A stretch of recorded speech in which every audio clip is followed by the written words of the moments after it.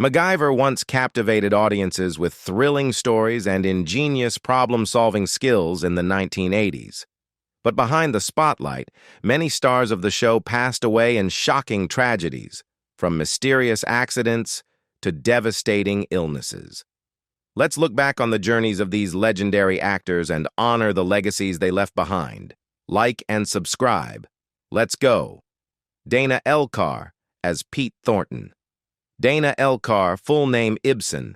Dana Elcar was born on October 10, 1927 in Ferndale, Michigan. When he was 58 years old, he left a deep impression on audiences by playing Peter Thornton, MacGyver's respected supervisor in the MacGyver series starting in 1985. Pete Thornton was a trusted companion, a voice of reason to MacGyver, symbolizing steadfastness, ethics, and loyalty in a chaotic world. However, behind the success of this role was a painful turning point. In 1991, while at the peak of his fame as Pete, Elcar was diagnosed with glaucoma and gradually lost his vision. Instead of hiding it, he bravely turned pain into artistic power. The illness was written into the script, and Pete's character slowly went blind, too. Yet behind the scenes, reality was darker. The producers did not provide adequate support for his disability, leaving Elcar feeling isolated and adrift. His life quietly slipped into long periods of depression. Dana Elcar's personal life was also marked by heartbreak. 2 marriages ended in divorce, and he later lived a reclusive life with his long-term partner Thelma Garcia. Close friends revealed that after going blind, he withdrew further, rarely appearing in public, as though the stage lights had dimmed inside his heart. Yet Elcar did not let darkness steal his dignity. In his final acting years, he continued portraying blind characters on TV, Law and Order, and even took to the stage as Vladimir in Waiting for Godot, using a real white cane. Sadly, on June 6, 2005, Dana Elcar died in Ventura, California, due to complications from pneumonia. He was 77 years old. John Anderson as Harry Jackson. John Anderson was born on October 20, 1922, in Illinois, and became a familiar face to millions of TV viewers when he was 63 years old, playing Grandpa Harry Jackson in MacGyver. On screen, he was a calm, wise figure, MacGyver's emotional anchor amid danger. But in real life, Anderson carried a broken soul. His marriage to Patricia Kaysen, which began in 1946, seemed like a solid foundation for a life in the arts. But after more than 4 decades, it ended in bitter silence. Those close to him revealed that John often drank heavily to escape the pressures of acting and the emptiness he felt at home. His addiction made him irritable and distant from his wife and children. Arguments behind closed doors often erupted, filled with cutting words and verbal aggression. His alcoholism didn't just erode his family, it damaged his professional reputation. On set, Anderson was known to be difficult, prone to sudden outbursts at directors and co-stars. His temper nearly cost him roles multiple times, and many producers hesitated to work with him despite his talent. A cloud of tension seemed to follow him. The death of Patricia in 1989 struck him hard. Though they were divorced, she had been his last enduring connection. After her passing, Anderson sank deeper into loneliness. He lived quietly, almost vanishing from public life except for a few guest roles. On August 7, 1992, John Anderson suddenly died of a heart attack at his home in Sherman Oaks, California. He was 69 years old. Gregory Sierra as Captain Diaz. Gregory Joseph Sierra was born on January 25, 1937, in Manhattan. When he was 48 years old, he joined the MacGyver series as Captain Diaz, a tough, cold police officer who often clashed with MacGyver's freedom-loving and compassionate spirit. His character wasn't just a law enforcer, but a symbol of opposition, rigid principle versus human kindness. Off-screen, Sierra was equally complex, full of contradictions and unspoken sorrow. Born into abandonment, Gregory was raised by an aunt, in the impoverished Spanish Harlem neighborhood. Childhood wounds etched themselves into his personality, always guarded, always tough, as if wearing armor against an unjust world. After serving in the Air Force, Sierra stumbled into acting after tagging along with a friend to an audition. Ironically, it was his friend who got the part. But that moment lit the stage lights that would follow him through a life of both acclaim and heartache. In 1969, Sierra married Eileen De Filita, but the marriage ended just 3 years later. That early fracture was nothing compared to the devastating blow of 1978, when his second wife, Susan Pollock, unexpectedly took her own life just 2 years into their marriage. Susan's death shattered Sierra. From a rising actor, he became a recluse, torn between guilt and rage at the world. He became more volatile, fiercely outspoken, and unafraid to confront directors or co-stars about injustice, especially the discrimination faced by Latin actors, which he openly criticized in Hollywood. In real life, he also became entangled in lawsuits involving alimony and allegations of emotional abuse from a former lover. Still, his talent was undeniable. From Sanford and Son to Barney Miller, Miami Vice, The X-Files, and Star Trek, he always left a vivid mark. Intense, raw, unforgettable. But fate was not kind.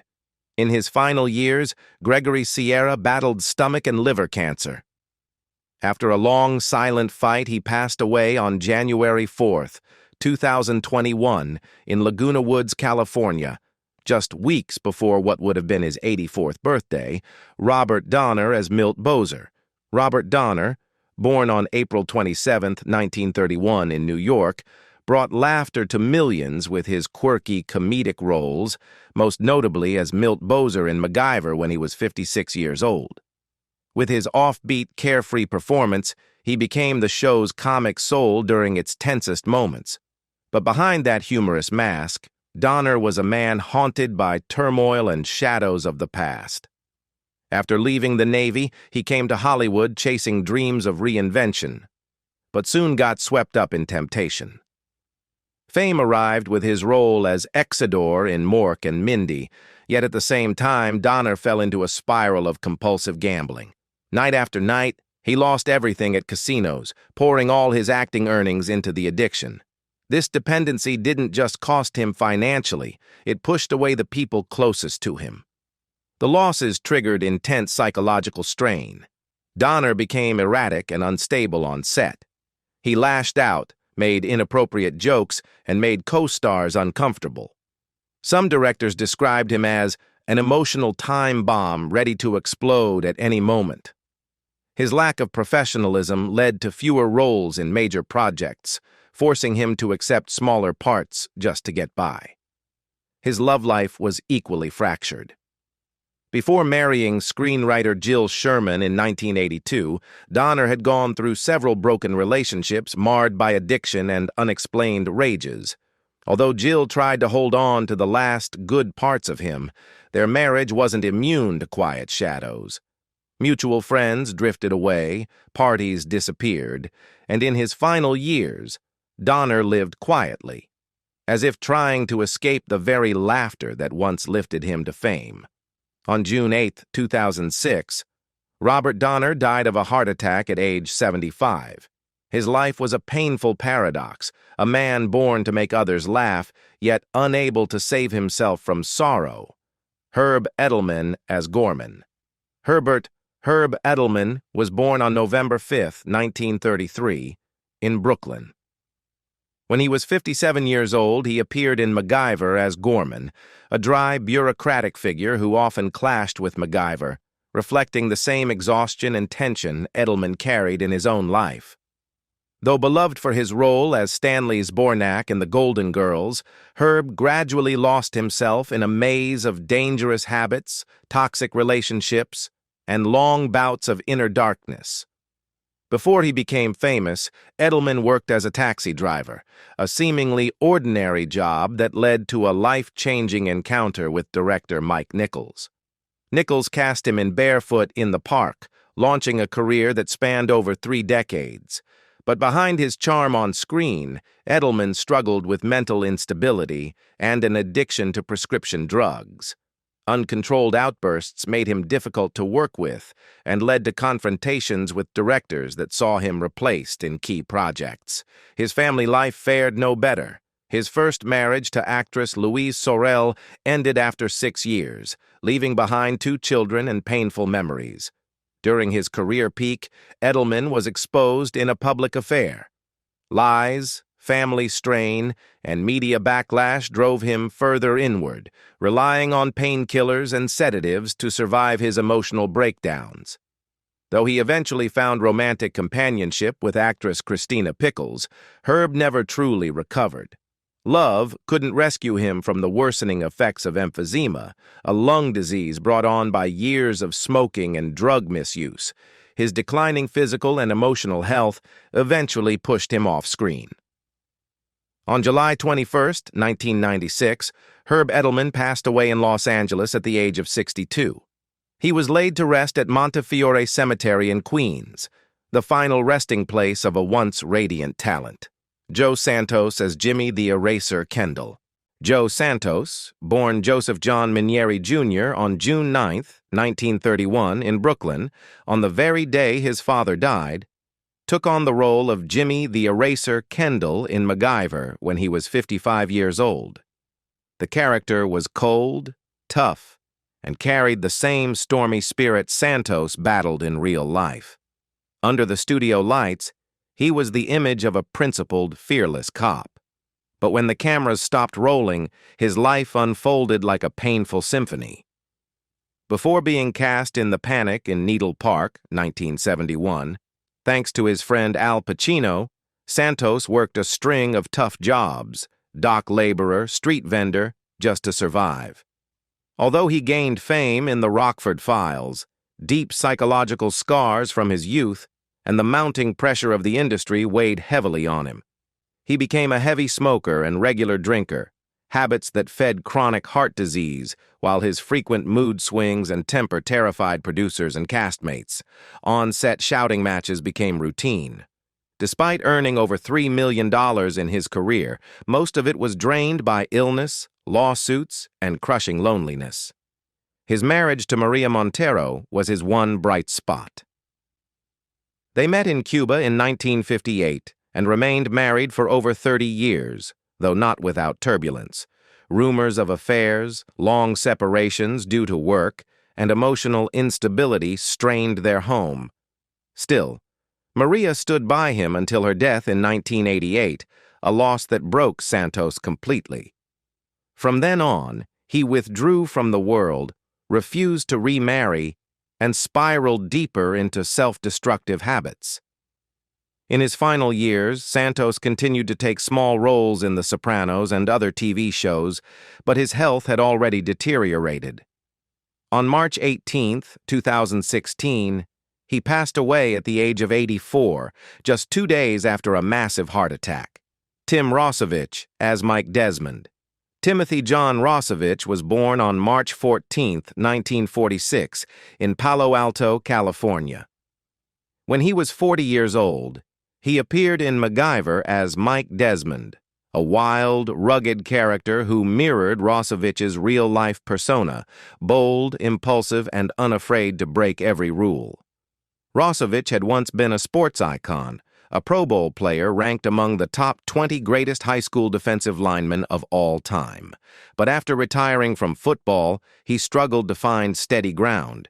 Though he had a natural flair for acting and landed several memorable supporting roles, his reckless lifestyle and party behavior earned him a reputation as difficult to work with. At one party, he infamously set himself on fire in a drunken stunt to entertain friends. Rossovich once earned millions through football and film, but gambling consumed it all. He spiraled into debt, lost his home, and alienated longtime friends. Many in the industry distanced themselves, unable to cope with his unpredictable nature and endless impulsivity. His personal life was just as volatile. Bitter divorces, broken homes, and custody battles left emotional scars on all involved. In his later years, Tim lived in seclusion, rarely making public appearances. On December 6, 2018, he died of respiratory failure at the age of 72. Richard Romanus as James Crow. Richard Romanus was born on February 28, 1943, in Vermont. When he was 42 years old, he appeared in MacGyver as James Crow, a cold, layered, and complex character, much like Romanus himself, introspective, private, and deeply scarred. After the spotlight of Mean Streets and The Sopranos, his life gradually shifted into a different chapter. Romanus studied philosophy before turning to acting, trained under the legendary Lee Strasberg. Despite sharing the screen with names like Scorsese and voicing characters in well-known animated films, he never truly fit into Hollywood. Lingering conflicts on set, coupled with feelings of envy and misunderstanding, drove him to slowly withdraw from the industry, and with that, depression took hold, eventually cutting off all ties with the filmmaking world. After several failed marriages, Richard found lasting love with costume designer Anthea Silbert, a final romance that became his anchor as he entered the third act of his life. In 2004, the couple moved to the island of Skiathos, Greece, where he lived like a hermit, writing memoirs and novels. But even the sea breeze couldn't soothe the wounds that plagued his spirit. Richard Romanus passed away in Volos, Greece, on December 23, 2023, at the age of 80. An actor who once walked red carpets and played Jennifer Melfi's ex-husband in The Sopranos, he ultimately left this world like a fading shadow. Michael Constantine as Inspector Jan Messick. Michael Constantine, born Gusef Stratiu, was born on May 22, 1927, in Reading, Pennsylvania. When he was 58 years old, he appeared in MacGyver as Inspector Jan Messick, a stern, by-the-book figure constantly clashing with MacGyver's free and creative spirit. The role mirrored Constantine's real-life nature, disciplined, controlling, and often tense in work environments. Though famous, his career and private life were riddled with conflict, heartbreak, and isolation. Constantine's first marriage to actress Juliana McCarthy, whom he met while working as a stand-in, ended in 1969, the same year he rose to fame with Room 222. Their two children, Thea and Brendan, grew up in a broken home, and Constantine's relationship with them grew cold over time due to deep-seated family disputes. His second marriage also fell apart within 6 years. After that, he never remarried and remained alone. Despite winning an Emmy and performing in dozens of television roles, Constantine had a brooding personality marked by control issues and frequent clashes with directors. Some accused him of sabotaging co-stars or interfering with directors behind the scenes, causing producers to become wary and his career opportunities to shrink. Though his net worth once exceeded $2 million from television and film work, he spent much of it maintaining a private lifestyle, distancing himself from Hollywood and largely disappearing from public view after 2016. In his final years, Constantine lived quietly in his hometown in Pennsylvania, the place where he was born, and the same place where he passed away on August 31, 2021, at the age of 94. His death was reported simply as natural causes, but to those who knew him, it marked the end of a deeply serious man. William Morgan Sheppard as Dr. Zito. William Morgan Sheppard was born on August 24, 1932, in England. When he was 57 years old, he appeared in MacGyver as Dr. Zito, a cold-blooded, calculating villain. But the most unsettling part of that character wasn't the performance. It was how closely it mirrored Sheppard himself. With strong roots in theater, Sheppard spent over a decade with the Royal Shakespeare Company and won critical acclaim for The Homecoming. But behind that brilliance was a brutal internal war. He had been a heavy drinker since youth, a habit that repeatedly cost him roles, punctuality, and relationships with fellow actors. On set, Sheppard was notorious for loudly berating directors and manipulating younger actors to stir competition, behavior described as deliberately creating psychological chaos. Colleagues acknowledged his talent but feared his domineering ways. Filming delays were often caused by his outbursts, and relationships broke down as he routinely undermined others to protect his standing. While he continued to be cast in strong supporting roles, from Star Trek to Doctor Who, he was never truly beloved in the industry. Trust in him often lasted only until alcohol overpowered his reason and his sharp tongue severed any remaining goodwill. In his private life, he had a family with wife Regina and son Mark Sheppard, who would go on to become a well-known actor himself. But Sheppard was never known as a gentle father. In rare interviews, Mark hinted that their relationship was complicated, filled with both admiration and distance. William Morgan Sheppard passed away on January 6, 2019, in Los Angeles, at the age of 86. He left this world as he had lived in it, powerful, sharp-edged, and profoundly alone. Walter Gotell as General Baranov. Walter Gotell was born on March 15, 1924, in Bonn, Germany. When he was 63 years old, he appeared in MacGyver as General Baranov, a ruthless Soviet general who perfectly embodied the hard, authoritative presence that Gotell carried throughout his career. But behind that calm demeanor was a life filled with shadows. Gotell entered the film industry in 1942, initially cast as German officers due to his bilingual skills.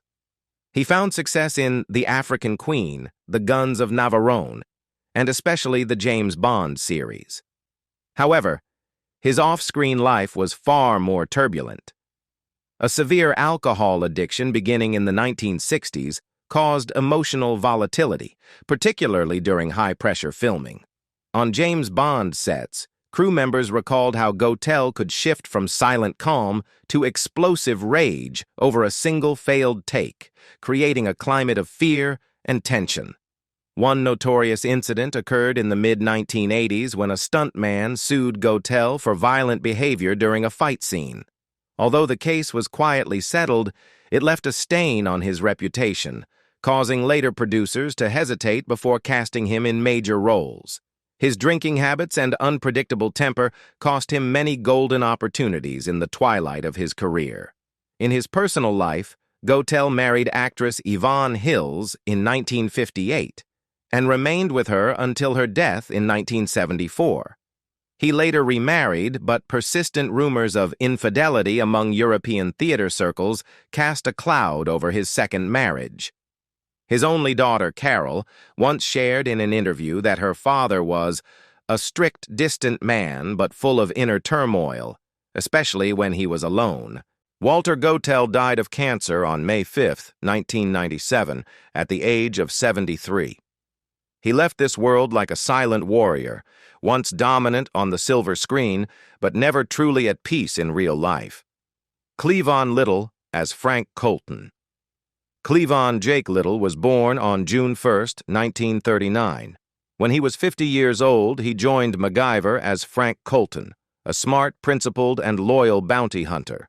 But behind Frank's wit and sharp instincts was a real-life Cleavon Little, fractured and bruised. Honored with a Tony Award and an Emmy, Little had once been a trailblazer, the first black man to star in an American medical sitcom, and the unforgettable Sheriff Bart in Blazing Saddles. Yet success came at a steep price, crushing expectations, loneliness from a lack of meaningful roles, and distrust from Hollywood that drove him toward alcohol to numb the pain. On several shoots, he was described as difficult to manage, emotionally erratic, and quick to anger, especially under the influence. His short-lived marriage to Valerie Wiggins ended after just 2 years, clouded by rumors of infidelity and explosive fights that sometimes spilled over onto the set.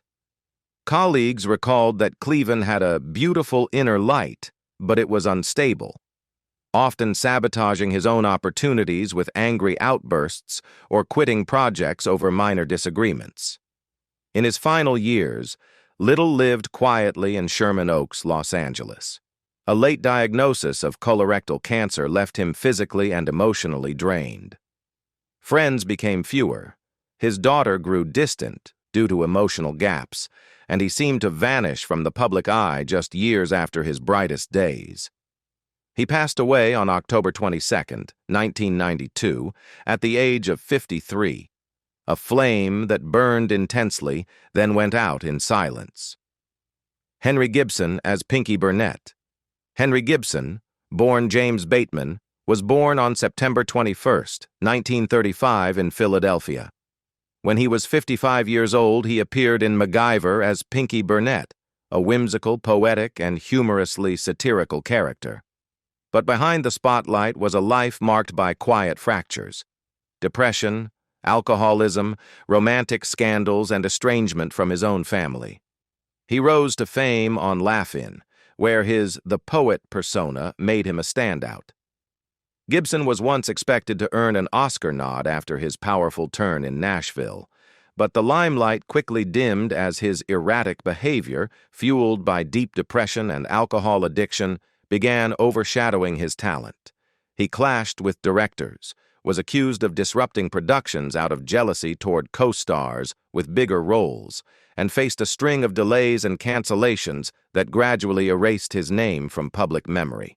His seemingly stable 40-year marriage to Lois Geiger fell apart amid cheating scandals. Allegations of emotional neglect and obsessive work habits intensified after her death in 2007. His sons, who had followed him into the arts, cut ties, accusing him of caring more about career than fatherhood. Gibson became reclusive, refused interviews, and disappeared from Hollywood altogether. In 2009, Henry Gibson died of cancer just 1 week before his 74th birthday. Once the man who brought poetry and laughter to millions, he ended his life like a character from one of his own verses: melancholic, quiet, and haunting. Leslie Carlson as Doctor. Leslie Carlson, born Leslie Merle Carlson, was born on February 24, 1933, in Mitchell, South Dakota. When he was 56 years old, he appeared in MacGyver as a doctor, a calm, intelligent character that reflected his real-life persona, private, icy, and unsettlingly complex. But beneath the intellectual calm was a life steeped in darkness and damage. Carlson had been a familiar face in Canadian cinema, with notable roles in Black Christmas, Videodrome, and A Christmas Story. Yet by the 1990s, his career began to unravel amid a wave of allegations: verbal abuse on set, bullying younger actors, and toxic behavior that suffocated entire crews. Some directors publicly declared they'd never work with him again, citing the poisonous atmosphere he brought to productions. In his personal life, Carlson endured 2 turbulent marriages. His first, to actress Patricia Hamilton, mother of their son, Ben Carlson, ended quietly. He later married Joan Warren, but that too fell apart amid accusations of infidelity and emotional manipulation. Years later, even his children severed ties, stating he was controlling, cold, and incapable of loving properly. In his final years, Carlson lived in seclusion in Toronto, suffering from chronic depression and anxiety. He withdrew socially, refused interviews, and avoided public reappearances. When he was diagnosed with cancer, he kept it secret until his body finally gave out. Leslie Carlson passed away on May 3, 2014, at the age of 81 from cancer. His ashes were returned to his family, and no public memorial was held, closing the chapter on a life filled with talent, pain, and solitude. The stars of MacGyver left behind unforgettable legacies, but their tragedies remind us of how fragile life can be. Which character from the series did you love most? Share your thoughts, and don't forget to subscribe so you never miss another moving story.